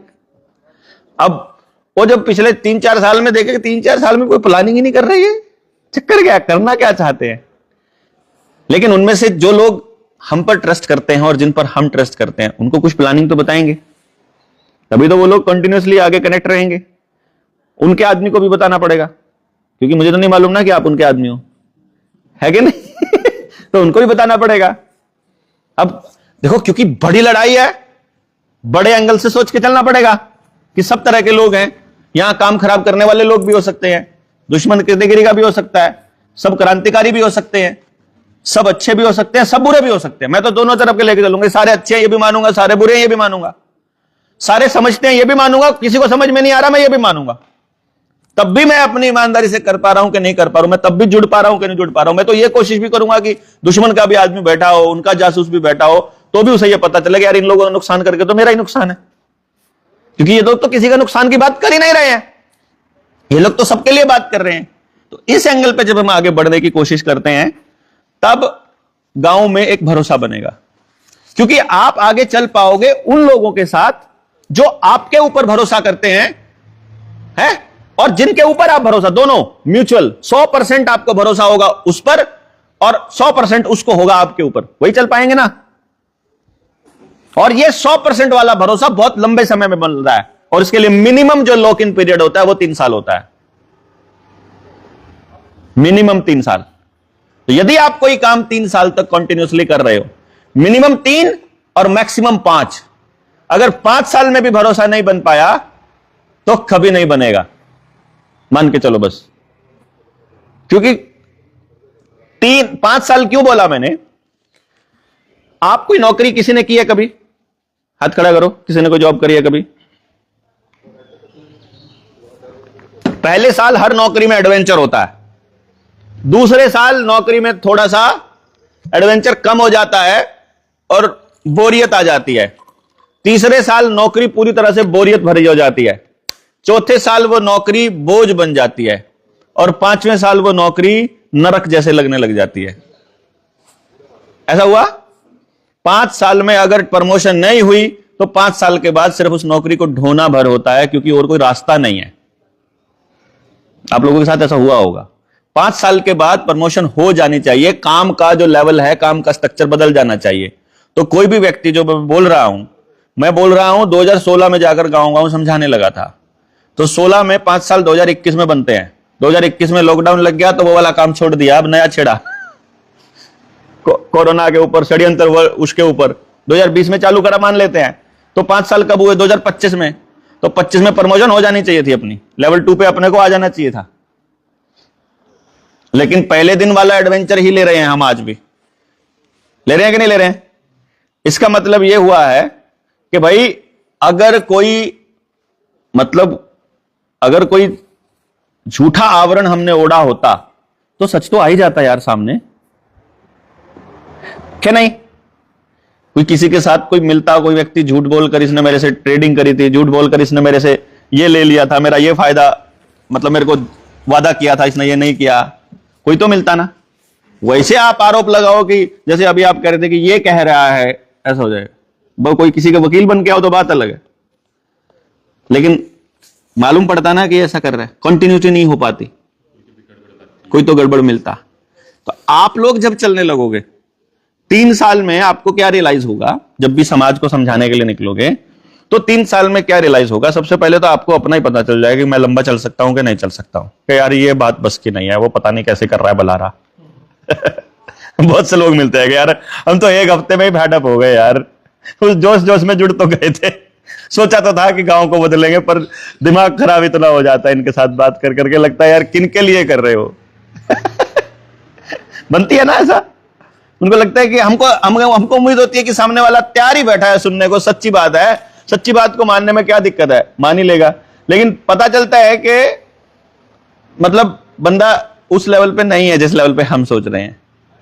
परंतु मैं फिर यहां पर आकर एक बात कहता हूं हमेशा, ये दुनिया, ये धरती आपके भरोसे पर पैदा नहीं करी परमात्मा ने, परमात्मा अपने भरोसे पर ही करी है उसने। उसको मालूम है इस पे जो व्यवस्था खराब हो जाएगी उसको ठीक कैसे करना है, इसलिए उसने इस व्यवस्था में पड़ने वाली समस्याओं के समाधान के लिए बहुत अलग अलग तरह के लोगों को क्रांति के लिए तैयार करके पहले से रखा हुआ है। जैसे अपने ताऊ जी हैं गिरधारी लाल जी, कब का जन्म है आपका? आपका जन्म कब का है? 5/7/1955। अब 1955 का जन्म है उनका। ये उस दौर की बात है जब हम नए नए आजादी के नाटक में फंस गए थे उनके, है ना। लेकिन उस दौर के बाद क्या क्या हुआ इस देश में और क्या क्या षड्यंत्र हुए, उनमें से बहुत सी चीजों को उन्होंने अपनी आंखों से देखा है और उनमें से बहुत सी चीजों के रिकॉर्ड है उनके पास, मैंने देखे हैं। इसका मतलब है कि हमको जो रिकॉर्ड ढूंढ के लाने थे वो उनके पास पहले से रखे हैं। और ऐसे ऐसे देश में उन्होंने बताया कि एक बंदा और है उसने वो रिकॉर्ड रखे हुए, वो बताते हैं, फिर हमें वहीं से पता चलता है एक और है बंदा उसने वो रखे हुए। इसका मतलब क्या है, हमारी व्यवस्था को सेट करने के लिए परमात्मा ने अलग अलग टाइम पर, अलग अलग जगह पर, अलग अलग किस्म के क्रांतिकारी बना के छोड़े हुए हैं। उनके पास हमारी जरूरत का सामान और हथियार ऑलरेडी देके रखा हुआ है। उसको हम अपनी जल्दबाजी में हीरो बनने के चक्कर में कैसे खराब कर दें उनकी तपस्या को, बताओ आप। एक आदमी तो हीरो बन जाएगा, एक संगठन तो हीरो बन जाएगा, एक बार तो नाम चमक जाएगा, पर व्यवस्था नहीं बदलेगी ना दोस्तों। हम कर देंगे, क्या दिक्कत है, 3 साल में भी ऐलान कर देंगे, 2 साल में भी, 5 साल में भी, पर उससे व्यवस्था तो नहीं बदल रही है ना। उस व्यक्ति के लिए जिसके लिए हम व्यवस्था बदलने के लिए चले हैं, जिस गांव की व्यवस्था को बदलने चले हैं, उस गांव तक तो बात पहुंची भी नहीं है कि कोई व्यक्ति व्यवस्था बदलने की बात कर रहा है, उस पर तो बात ही नहीं हुई है।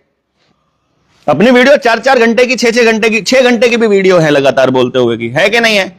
अगर हमारे YouTube चैनल पे जाओगे अपने पे, निडर इंडिया वाले पे, उस पे लगभग 3000 के करीब वीडियोज है।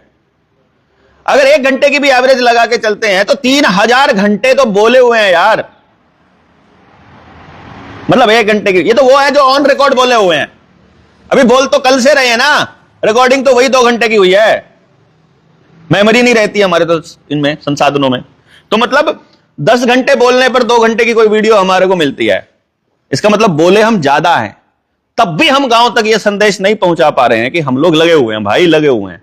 हमको संदेश गांव तक पहुंचाना भी नहीं है, मैं सही बताऊं तो हमको संदेश पहुंचाना है परमात्मा तक। देख ले तेरे काम पे लगे हुए हैं, बंदर वाली उछल कूद में कोई कमी है तो बता, है कि नहीं। मतलब आपको क्या करना है, एक तरफ सोशल मीडिया पे अकाउंट बना करके अपने करे हुए को थोड़े से को डाल देना है कि भाई मैं गया था फलानी जगह पे, लोगों से बात मैंने की थी और मेरा यह मुद्दा था। क्योंकि पब्लिक को बताना पड़ेगा स्पष्ट कि मैं इस विचार का आदमी हूं, दोनों तरफ की नहीं सोच सकते। यह नहीं हो सकता कि वोट मांगने के लिए आई थी दोनों पार्टियां, पहले वाला कैंडिडेट आया, हाँ भाई वोट, हाँ जी भाई साहब आपको ही मिलेगी, फिर दूसरे वाला अरे आप ही की है पक्का, वो भी आया था पर उसको नहीं देनी, आपको देनी है? ये नहीं चलेगा। आपको बताना पड़ेगा स्पष्ट कि आप किस विचार के व्यक्ति हो, सिस्टम जो चल रहा है उसके साथ के हो कि आप बदलना चाहते हो। क्योंकि परमात्मा देख रहा है कि इस व्यवस्था को बदलने में इतने लोगों की जरूरत पड़ेगी, ऐसे लोगों की जरूरत पड़ेगी, इस कैटेगरी की जरूरत पड़ेगी, इस विद्या को लिए हुए लोगों की जरूरत पड़ेगी। यदि वो लोगों ने ऐलान नहीं किया है कि हम इस तरह के लोग हैं, तो फिर ठीक है, राजीव भाई की तरह फिर परमात्मा सोचेगा अब इस मूवमेंट को यहीं रोकने में फायदा है। राजीव के हाथ से नहीं, अब राजीव जी को निकलो, अब बोलेंगे अब तुम्हारे अगले वारिस आएंगे तो तुम्हारे वो काम करेंगे। तुम्हारे इसी काम को किसी और नाम से बढ़ा लेंगे, क्या जरूरत है? ये जैसे नेताजी सुभाष चंद्र बोस का जब काम खत्म हुआ कि तुम्हारे इस समय इतना था, क्योंकि तुम्हारे पास ऐसे लोग नहीं है जो इस देश की व्यवस्था को बदल सके, जो अंग्रेजों से टक्कर ले सके उस लेवल पर, तो वहां तक चले। क्यों? उनसे पहले भगत ने किया ये काम भी, लोगों को जगाने का, उनके भीतर आग जगाने का काम भगत ने कर दिया। भगत सिंह जेल से जो किया, लोगों में ज्वाला उठी तो सुभाष का साथ दिया, सुभाष का साथ दिया तो गांव की व्यवस्था अपनी बनाई है। क्यों? गांधी का भी साथ इसलिए दिया कि भाई कुछ लोगों को लगता है ये रास्ता ठीक नहीं था, ये नहीं था, लेकिन दोनों चाहते तो उसी तरह की व्यवस्था थे ना। गांधी भी यही व्यवस्था चाहते थे और सुभाष भी यही चाहते थे और भगत सिंह भी यही चाहते थे। तो लोगों ने सोचा रास्ता तीनों का अलग है, वो सेना के माध्यम से करना चाह रहे हैं, ये क्रांति के माध्यम से करना चाह रहे हैं, ये शांति के माध्यम से करना चाह रहे हैं, तो जिसको जैसा रास्ता पसंद था वैसा कर लिया। उसी तरह से आज भी परमात्मा देखेगा कि भैया ये जो जनता सरकार मोर्चा वाले लगे हुए हैं ये किस तरह के लोग हैं। अच्छा ऐसे लोग हैं ना, ऐसे लोगों से क्रांति नहीं होगी, रहने दो, अभी इनको मरने में फायदा है। क्यों भाई? अगर परमात्मा के काम में मरने में फायदा होगा तो मरा जाएगा, अगर जीने में फायदा होगा तो जिया जाएगा, लट खाने में फायदा होगा लट खाया जाएगा। कोई वो तो उसको मालूम है ना कि क्या करवाना है इससे, अपने हाथ में क्या है भाई, इतनी बड़ी व्यवस्था से पंगा लेने का क्या रास्ता है अपने पास। भीड़ ये काम नहीं कर सकती, ये काम बहुत सोच समझकर और बड़े सिस्टम से करना पड़ेगा, और वैसे लोगों की आवश्यकता पड़ेगी जो इसमें योगदान दे सकें। और वो योगदान मेरे कहने से ना हो, वो योगदान आपके कहने से ना हो, वो योगदान स्व प्रेरणा से हो। अब ये इसको ओम को किसने बोला था कि तुम ये वीडियो बनाया करो? अगले ने अपना टैलेंट देखा, मुद्दे को समझा, अपनी जिम्मेदारी को समझा और बनाना चालू किया कि नहीं? तो अब अपनी अकल से जब हम काम कर रहे हैं तो जिम्मेदारी मेरी भी नहीं है, इसको लटपट रहे हैं तो। बता रहा था पुलिस वाले उठा करके ले गए, पीटा कूटा और छोड़ दिया, कोई कंप्लेंट वगैरह भी नहीं करी। तो मैं बताता हूं कि मैं कोई बात नहीं, मेरे को भी लग चुके, कोई दिक्कत नहीं है, दोनों पिटे हुए हैं, क्या दिक्कत है? तो वही बात यही है कि ये तो हमने तय किया ना इस रास्ते पर चलना, तो जो आपके गांव का आदमी है उसको ही तय करने दो ना। आप तो अपनी बात लेके जाओ बस खाली। जो कहेगा जुड़ना चाहते हैं हमसे, बहुत सारे साथी बहुत नाराज रहते हैं इस बात पे कि वो अकड़ में रहता है। भाई कौन सी अकड़ में रहता है? बताओ कौन सी अकड़ में? वो बोलते हैं हम उसके पास गए थे, बात ही नहीं करता। अब क्या बात करूं यार तुमसे? पहले तो हमको समझ लो हम क्या चाहते हैं, तुम भी वही चाहते हो तो आ जाओ अपने आप ही। क्या बात करूंगा मैं आपसे, बताओ? आपके परिवार में जो दुख तकलीफ हो रही है मैं दूर कर नहीं सकता, दूर बैठा, पूछने का कोई लॉजिक नहीं है। आप क्या चाहते हो मैं आपको दे ही नहीं सकता हूं, क्योंकि मैं दूसरे काम पे लगा हुआ हूं, मेरा मिशन ही दूसरा है? तो आपकी तकलीफ में पड़े अपने जैसे लोगों को ढूंढने का काम तो आप ही को करना पड़ेगा ना। मैं तो खाली ये बताऊंगा कि भैया ये काम करना चाह रहे हैं इस तरह के लोग, पहले एक बार आओ तो सही, एक बार बोलना चालू तो करो। मेरे को नहीं बताना है, परमात्मा को तो बताओ कि हम इस मिशन के लोग हैं, इस विजन के लोग हैं, बाकी काम अपने आप होने लग जाएगा। लेकिन हम तो बताने से भी डरते हैं। वो कहते हैं देवेंद्र बल्लारा जी हम आपके साथ हैं। मैं कहा कभी दिखाई तो नहीं देते हो। अरे वो लाइक कर देंगे तो फिर वो नौकरी करते हैं ना हम लोग, फेसबुक पोस्ट लाइक नहीं करते हैं, इतना डरते हैं। बताओ आप सोचो, कमेंट करना दूर की बात हो गई है, अब उनसे आप उम्मीद करो कि वो हमारे साथ है। हाँ, वो अगर सचमुच साथ हैं, वो अपनी प्रेरणा अपनी भावना परमात्मा को भेज रहे हैं, तो वहां से परमात्मा देख रहे हैं कि नहीं ये लोग इतना तैयार हैं, ये लोग इतना तैयार है। हम नहीं देख सकते उस चीज को, हमारे अंदर वो दृष्टि नहीं है भाई, है? हमें तो वो दिखाई दे रहा है जो आप बोलोगे। तो इसलिए क्या है, आप जब गांव में जाओगे, आप जब लोगों को समझाओगे, थोड़ा बहुत जैसा आपसे डले, आपकी सोशल मीडिया प्लेटफॉर्म पे कोई व्यक्ति ना देखे, क्या फर्क पड़ता है? आज यहां से गए हो, 19 तारीख है, कल 20 के बाद आप घर जाओगे, कल डिस्कशन करना कि कैसे करना है, टीम बनाना, कहां कहां कार्यक्रम करने हैं, किस किस को बुलाना है, वो कार्यक्रम करो। बल्कि अब उन साथियों को बुलाना चालू करो। वीडियो तो आप मेरी वीडियो तो देख सकते हो कहीं से भी, दूसरे साथी जो और मतलब लगे पड़े इतने दिनों से सीख रहे हैं सारा कुछ, उनको बुलाना चालू करो। देखो अपने गांव में जाओगे ना, वो ना देवेंद्र बल्लारा को जानते हैं, वो ना आशीष को जानते हैं, ना ओम को जानते हैं, ना सचिन को जानते हैं, ना रामदास भाई को जानते हैं, ना कुर्बान को जानते हैं, ना इसको क्या कमर अली को जानते नहीं ना किसी को भी है। गांव वाले तो नहीं जानते इनमें से किसी को, वो देवेंद्र को भी नहीं जानते। ठीक, अब बाहर से कोई व्यक्ति ट्रेनिंग के लिए आएगा, इतना ही जोर तो आपको लगेगा देवेंद्र भाई के नाम पर, इतना ही जोर लगेगा इनके नाम पर। तो अपने पड़ोस के गांव से ही बुला लो ना, जरूरी थोड़ी है बाहर से इतनी दूर से किसी को बुलाना। नहीं समझे? पहले एक बार उन लोगों को बैठ करके बात का बीज तो डालो दिमाग में फिर जब वो होते हुए देखेंगे कि यार जो बात इसने कही थी वो सही थी। मैं सच्चाई बता रहा हूं, मोर्चे में जब मैं शुरू किया मैंने, बल्कि मोर्चे से पहले किसान आंदोलन में जब मैं इस लॉकडाउन और इस पूरे षड्यंत्र में बोलने लगा, मेरी रिश्तेदारी में एक बंदा है, अच्छा खासा इन्फ्लुएंसर है सोशल मीडिया पे, उसने फेसबुक पे पोस्ट लिखी, ये देवेंद्र बलारा लोगों को मरवाना चाहता है, ये लॉकडाउन तोड़ने की बात कर रहा है, ये